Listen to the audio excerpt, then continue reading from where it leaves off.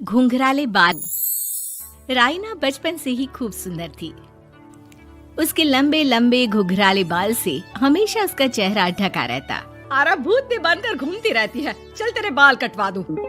अच्छा, क्यों भला? स्कूल में तो सारा वक्त बांधकर घूमना पड़ता था।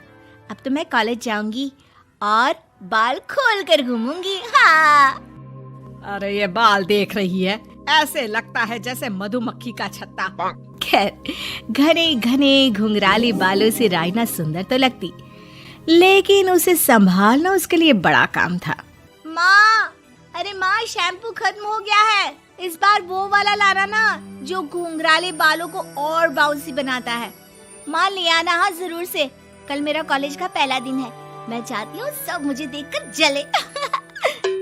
अगले दिन राइना कॉलेज पहुँचती है, जहाँ एक लड़का उसे छेड़ते हुए कहता है, अरे लगता है चाउमीन में सोया सॉस कुछ ज्यादा ही गिर गया।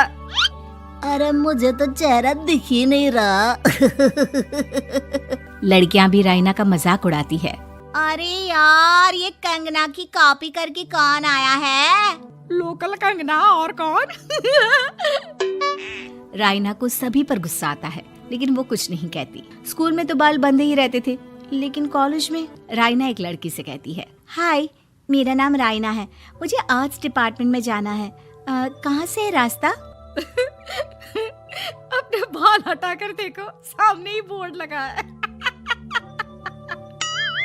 राइना को कॉलेज में भी दोस्त बनाने में दिक्कत आ रही थी। वो रोते रोते घर आ जाती है। माँ, मैं क्या करूं?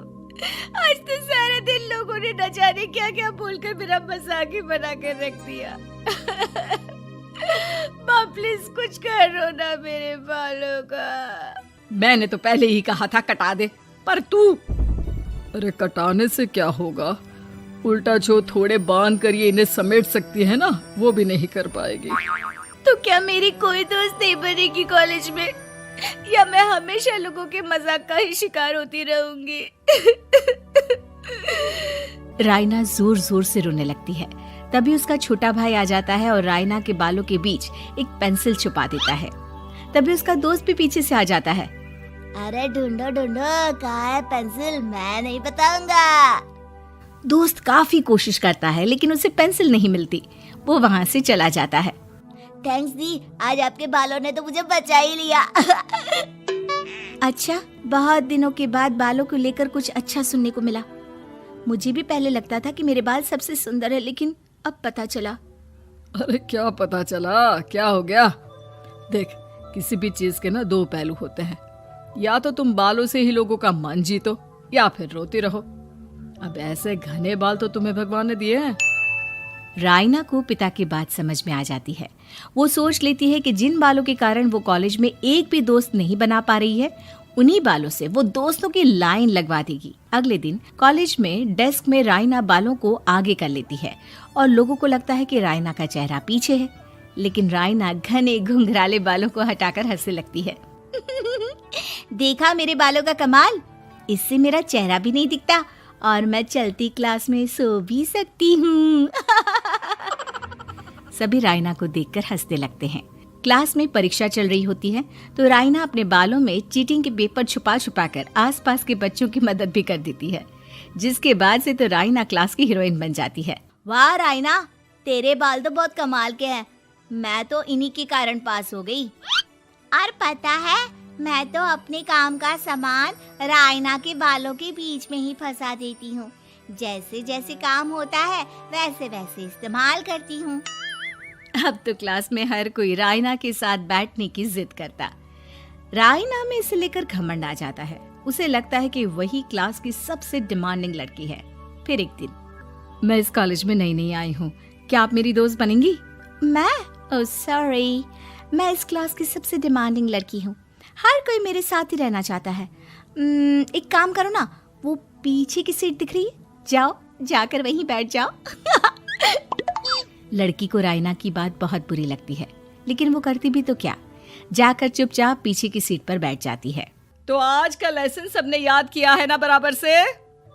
जितनी भी चीटिंग करने वाली लड़कियां थी, वो राइना के पीछे जाकर बैठ जाती है और जोर से चिल्लाती है, जी मैम, सब कुछ याद है, कहीं से भी पूछ लो, हम तो मास्टर हैं मास्टर। क्यों? ये बोलकर वो रायना के कंधे पर हाथ रख देती हैं। रायना भी खुश होती है कि कॉलेज की सबसे स्मार्ट लड़कियों का ग्रुप उसका दोस्त है। पीछे बैठी वो लड़की देखती है कि कैसे मैडम के सवाल लड़कियां रायना के सर को देखकर दे रही है। शाबाश, मुझे खुशी है कि तुम लोग इतनी अच्छी पढ़ाई करने लगी हो। मैं प्रिंसिपल से कहकर तुम लोगों की स्कॉलरशिप की बात करूंगी, जिससे तुम लोगों के माता पिता का पैसा जो फीस में लग रहा है वो बच जाए। सभी लड़कियां खुश हो जाती हैं।